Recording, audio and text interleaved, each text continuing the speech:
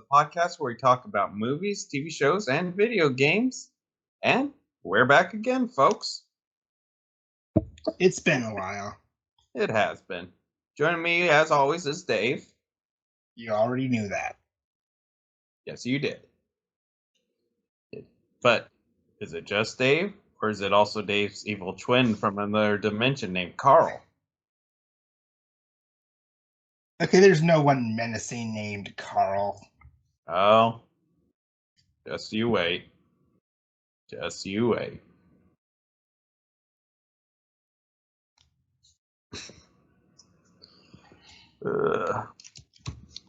Anyways, folks, we're here to talk about a new movie. Dave, this is one you were really excited for, so why don't you give us kind of the sales pitch on it? Okay, well, some time ago when I was looking at the upcoming films from last year that were delayed to this year, I noticed the next movie by James Wan was this one that's the subject of our podcast today called Malignant. I was somewhat interested because I read that an inspiration of the movie was the Italian giallo, I hope I'm pronouncing that right, subgenre movies, which I had just recently begun to get interested in. So even though for quite a while there was basically no promotional material for this thing, I was really looking forward to it. And when it finally came out, I was fascinated by the results. And I think Juan surely managed to do what he set it out to do. Because this is definitely a film that he was allowed to make because the Conjuring franchise and Aquaman made all the money for Warner Brothers. Yeah, he was given a blank check and yeah, go do whatever you want to do. Because just the idea that this was released by a major studio is kind of amazing. Yeah, definitely. Definitely, there's two big influences on this film that I won't really get into until we get more into the spoiler point of this. But when you're watching, you will definitely see what it comes from. But yeah, the J-Lo. Sorry, how do you say that? I hear it's like giallo. Giallo. Yeah, that style of film it's not one I'm super familiar with. I mostly know of it through watching documentaries on like horror history. So it's like I recognize the style, but like I'm not super familiar with it. But just from the opening credits, you definitely get this is where he's going with this vibe from it. Like I know it shares a lot of tropes in common with American slashers, but things that are more common among giallos that you don't necessarily find in a slasher, and this is very much an abridging, don't take this as final word, but they tend to be a lot more stylized in slasher films. There's a lot bigger focus on the mystery and solving it rather than just surviving the killer. Yes, and definitely another trait they're known for is their color choice. Its color palettes are very, very important to this style of filmmaking, and you notice that early on in this film. Yeah, I could tell from the opening scene and the opening credits alone that when he said he wants it to be a homage to the Giallos, I could see that that's definitely an effect he is managing to achieve, and it's not just something he's saying in interviews. Yeah, for sure.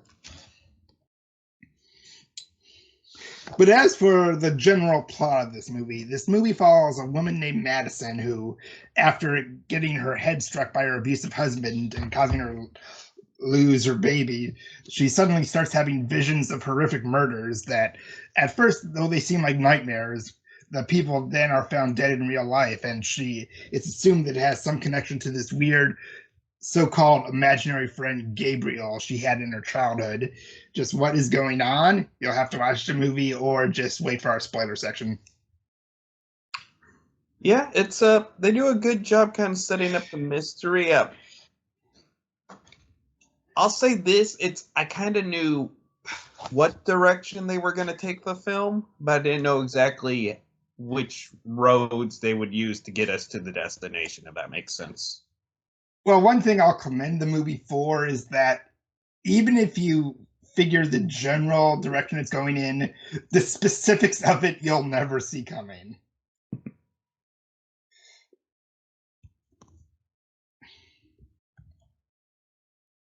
But since you're the one who was more recently introduced to this movie, what were your thoughts? Well, as someone who hadn't seen like anything for this film, like I don't think I even watched the trailer. I think you sent it to me and mentioned you wanted to do it for the podcast. And wait, no, I watched the first trailer, but then all the other ones, I was just kind of like, okay, well, I'm kind of the mindset of wanting to know as little as possible of films going in. So going in blind, it kind of took me a minute to kind of get the feel for the film that I was going for, because part of the Giallo filmmaking is just culturally, there's some things that as Americans feel very weird, but kind of make more sense from an Italian culture standpoint. And there's some things in this movie that kind of go like, huh? But it creates that kind of different feel to it that definitely fits with the genre, I would say. So he did a good job creating the feel for sure. Like, I feel this film will be an excellent entry point for somebody who wants to find out about that genre. Yeah, definitely. I mean, Dario Argento's what I would recommend for people wanting to get into it, just because he's kind of the master. But if somebody was wanting like a ease of entry, what's on the streaming services and made in the last year or two, this would definitely be where I would point them towards. Mhm. So another key point about the Giallos is that the killers, they aren't really icons the way slasher villains are. Like, they don't really have distinct looks. Like, the one common trait, and if you watch a lot, you'll notice this so often, is just they have the black gloves, and we see first person shots for most of the kills. Though sometimes they do have distinct weapons, and the killer in this definitely did. Mm-hmm. Yeah, this is like the heyday of this genre was kind of prior to the 80s slashers. It was kind of seen as more of an influence on that Mhm. than vice versa. So it's like it doesn't really have the Michael Myers kind of look. So when you see the character initially, I mean, initially I was kind of a bit disappointed that he just kind of had the generic look for this, but they do something nice with pretty neat with it later on that definitely kind of redeemed the look in my book a little bit. Not that it looked bad, it just kind of looked like expected, if that makes sense. And one thing I've come to like about James Wan's horror movies, and this is something in a way, I feel he compares to Wes Craven, is that I think he's just compassionate about his main characters. They're meant to be likable people, and they have solid relationships, and you want to root for this woman. Yeah, definitely. I mean, James Wan's definitely put himself up there in terms of like the horror directors of multiple franchises. He's got Saw, he's got Insidious, or as I like to call it, Darth Maul's meth addicted cousin movie. And he's got the Conjuring films. So I'm just excited to see whatever he does next, because Aquaman 2 is his next movie, and Yeah, it's he's also done the Fast and Furious film, so he's not just limited to this box, you know? yeah, I mean, he managed to salvage a film when the lead star died mid production. That's not an easy feat. No, not even remotely. But I'll say like this for me, this is a good film that like we don't really do. I'd kind of call it like kind of a middle of the road film for me, where it's like I enjoyed my time watching it, not necessarily one I'll return to, but this is definitely a film where I see it getting a cult fan base of people who just love it and are obsessed with it, if that makes sense, you know? Mm-hmm. I mean, I can imagine in a few years there'll be articles on the movie site saying why this was an underappreciated gem. Yeah, for sure.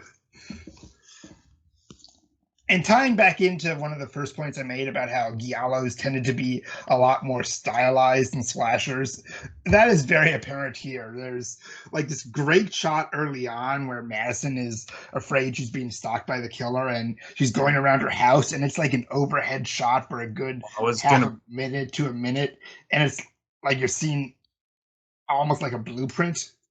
Yeah, it's almost like somebody took a dollhouse and just sawed the roof off and is tracking.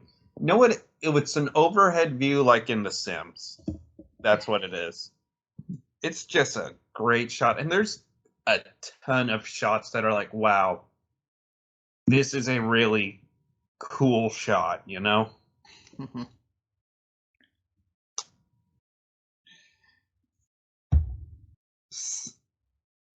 So, what did you think of the death scenes for the most part?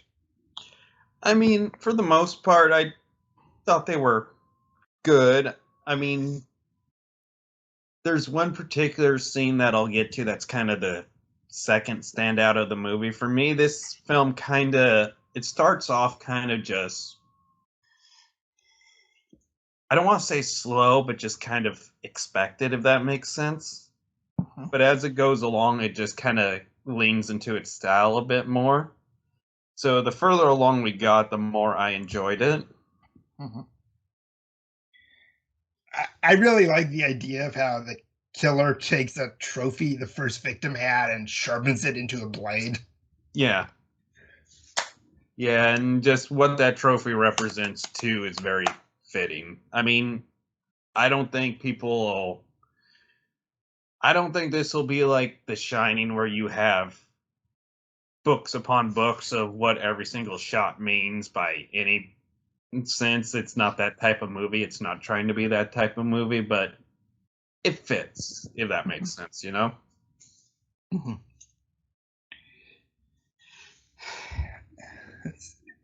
And I feel like one thing that was really strong for the movie, Juan said in an interview that he kind of saw the film as Frozen, but as a horror movie in terms of the two main leads being sisters. And I can see that.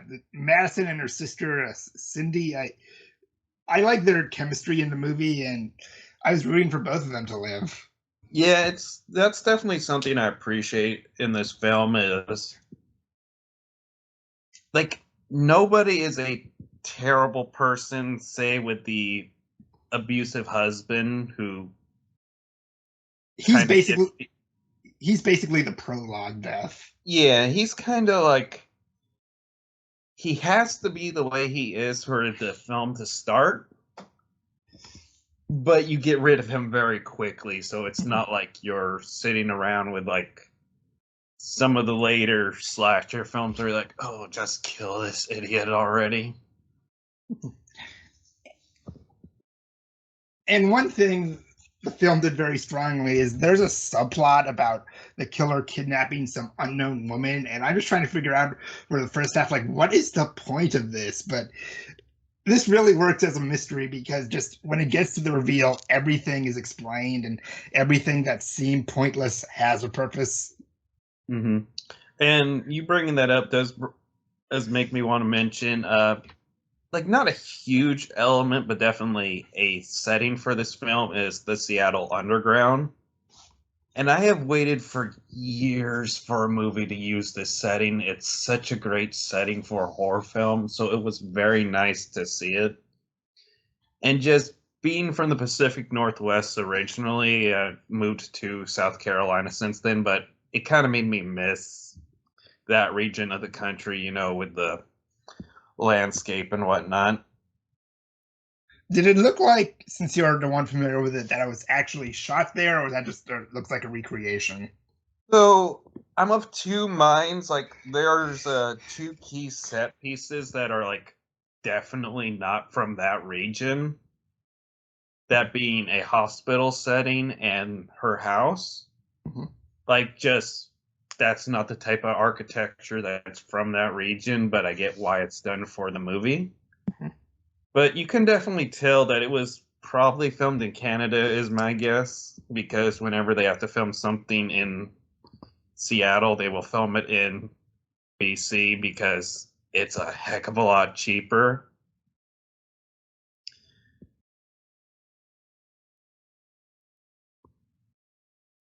I just read that on the Wikipedia that they began shooting in Los Angeles. Well, I'm sure they did, like, a lot of the times they'll do, like, sets and whatnot in Los Angeles and then go from there, you know? Like, I meant, did the actual underground scenes look like they were shot there? Or... Oh, you know, the one that's initially set up, I would say I was kind of questioning if it was a set or if it was like they did a good job making the initial underground scene that you see look like kind of the start of one of the tours you can take there. But the rest, it's kind of like, okay, they're doing some stuff for movies, but it still kind of captures that feel, if that makes sense, you know? Gotcha. Because it's kind of one of those senses where this film's very stylized, so. And also, there's a lot of parts that are genuinely funny. There's this moment when the sister just asks the cops, do you get psychics to help you? Because that's what they do on TV. I love the sister, by the way. Or there's this scene later on where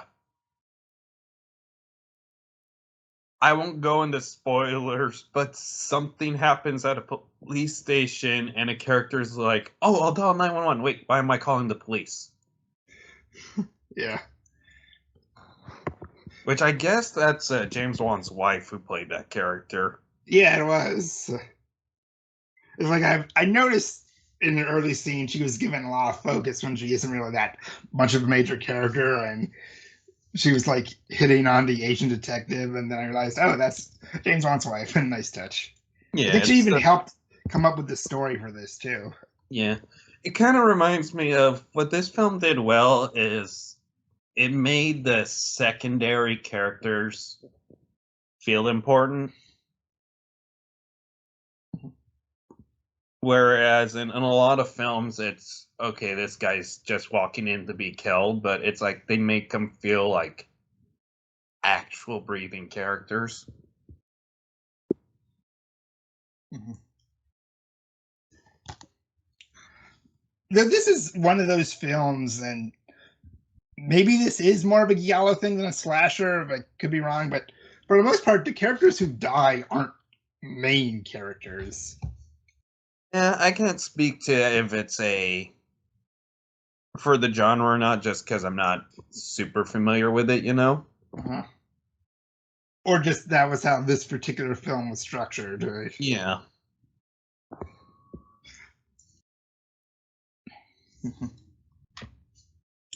So, is there anything else you want to say before we go into spoilers, or? No, it's kind of like I said, this isn't a film I'd recommend to everyone, but if you are a fan of a certain type of film, you will love this, if that makes sense. Yeah, I can say I'll definitely be revisiting this one again after its home release.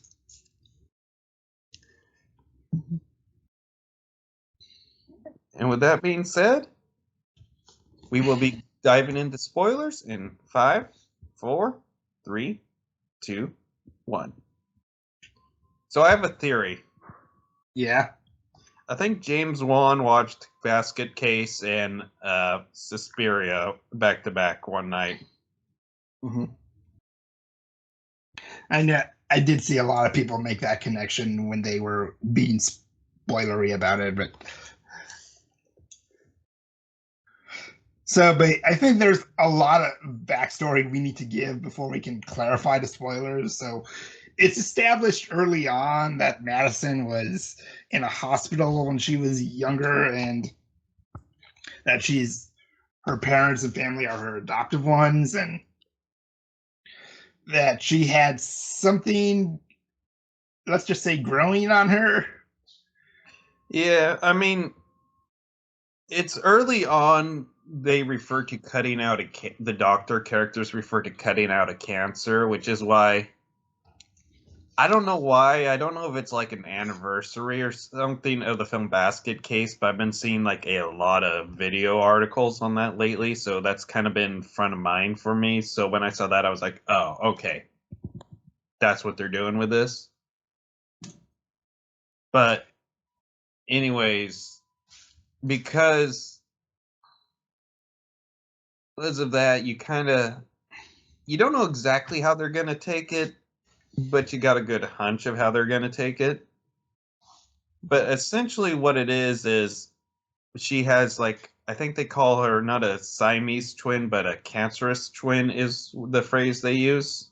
I think they said like parasitic or something. Parasitic twin, yeah, it's one of those Mhm. things. Which with Venom coming out and then bringing a parasite, kind of fitting. But anyways, so they managed to remove it from her, or so we think. Well, as it turns out, they just cut off the majority of her, and the rest they kind of shoved underneath, kind of like when you're a little kid and you're cleaning your room and you just kind of shove some stuff underneath the bed so that your mom doesn't notice and say, good enough. I'll be honest, if it had just been like the basket case, like the parasitic twin cut off and is now an independent entity out for revenge, like if it had just been that, I would have been like, oh, that's okay. But the way this one goes, because they he's not completely separate from Madison. No, it is literally because she got slammed against the wall, it kind of cracked her skull, and that caused the twin to kind of reemerge. It is literally Lord Voldemort in the first Harry Potter back of the skull situation. And we have a scene where he slaughters both a cell full of other prisoners and a whole police station, basically Matrix style, but with a body going backwards. Like that's a neat visual touch. Just when he's stabbing everything, it's reverse of how you normally move. Yeah, I did love the way that the character's name is Gabriel, which I didn't think they could make someone named Gabriel intimidating, but they found a way. But because he's on the back of her skull, like all his movements are backwards or like kind of contorted, and whoever they got to play him, they did excellent work. I guess it's someone from like America's Got Talent or something is who they cast to do the stunts. So that was very impressive work. Good job to you. And just the way he starts slaughtering everybody, he does the like hand through the chest and then stomps one in, and Also, he kind of has control over like electricity, kind of in a way or whatnot, so he can cause the lights to go out. Which no, they don't ever address it. Just roll with it. and even if this specific scenario isn't something you see a lot in Giallos, this kind of weirdness of just what turns out to be the truth is something that befits the genre. Because even if you're watching this film and thinking it's pretty slow for the first two acts, it goes insane for the finale. Yeah, I will say there's a chase scene in about 2/3 of the way in where the police officer is after Gabriel, and as soon as that happens, it's a roller coaster ride from there on out. And what we talked about earlier, the subplot with the woman he kidnapped whose identity goes unknown for most of the movie, it turns out she was Madison's birth mother. And one of my favorite reveals of the film, even though it's so minor in comparison to the killer's identity, is she's held hostage in this lair that we see glimpses of a few times, and she eventually manages to free herself at it, but after she takes a few steps away, she falls through the floor, and it turns out she's in the attic of Madison's house. Yeah, that's a very unexpected reveal that I thought was done pretty well.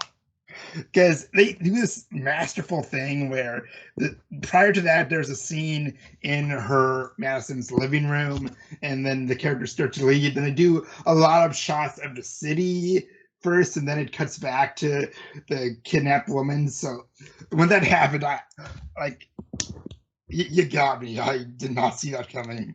Mm-hmm.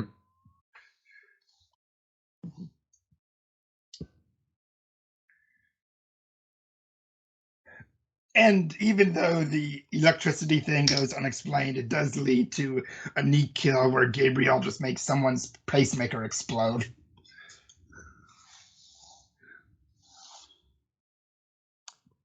Yeah, it's definitely, this is the kind of film where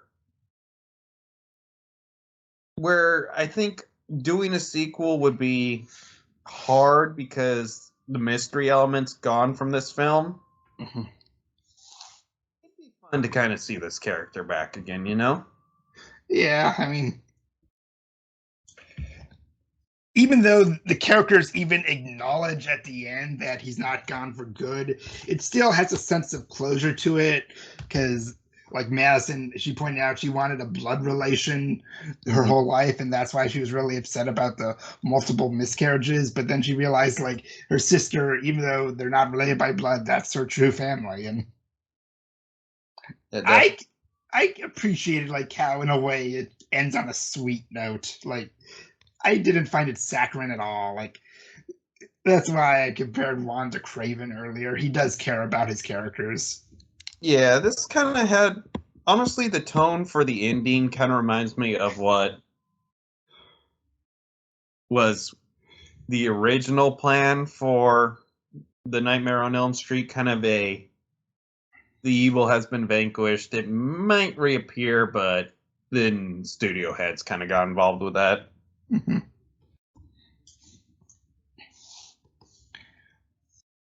And like the only thing that I felt ambiguous about was like, do you think the male detective was killed at the very end, or do you think he might have still been alive? Or I think all the main characters survived uh, just because when characters that were like had any screen time died, mhm. you saw. Just because there wasn't a shot of him like groaning or getting back up, I was just a little uncertain there. Yeah, it's. I think he's definitely all right. Yeah.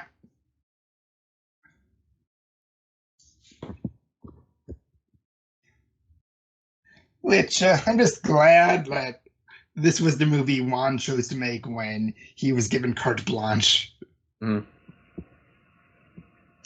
Yeah, this is definitely a film that like it has the look of being done by somebody who's done multiple films, but like it has the energy of a first time director.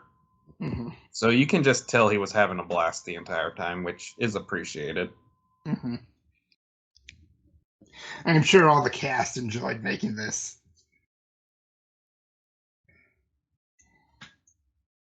And even if this doesn't get a sequel, I wouldn't mind if he tries a variation on this genre, or if James Wan wanted to do his own take on a slasher in the future.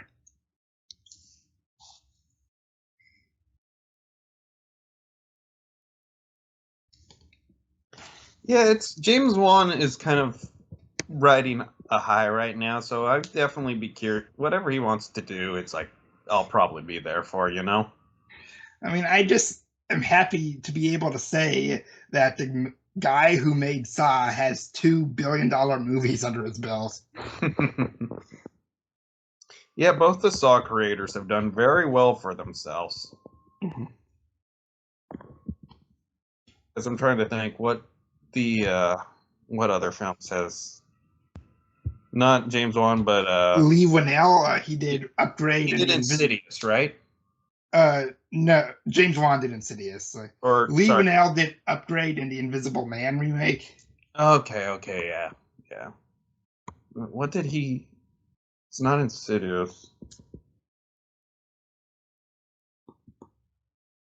Like I talk about Wan or Winnell. But no, Let me look it up. yeah, I'm Look at looking it up now. No, you're right. I know. some reason I wanted to make him the director of what's that film with the projector? Sinister. Sinister. Thank you. I wanted to make him the director of Sinister, but that's something else.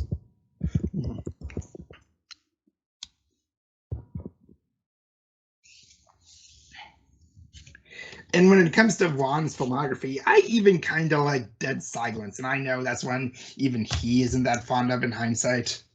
I think I saw that one, to be honest. Mm-hmm.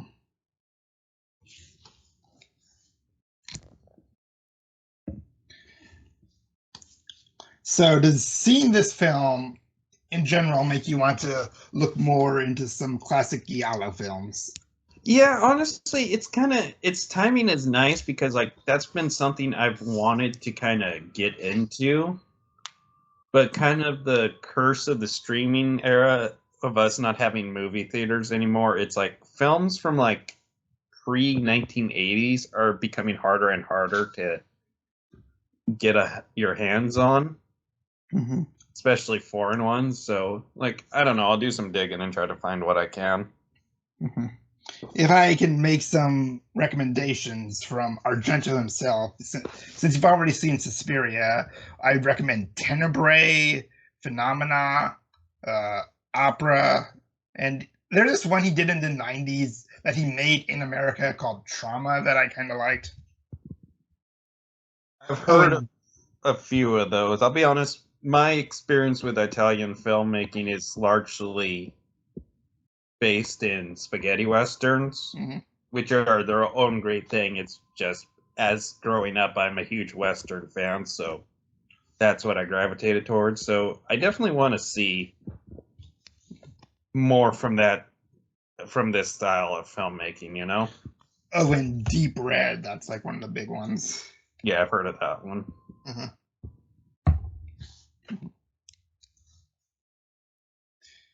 So, anything else you want to say, or should we get to final thoughts?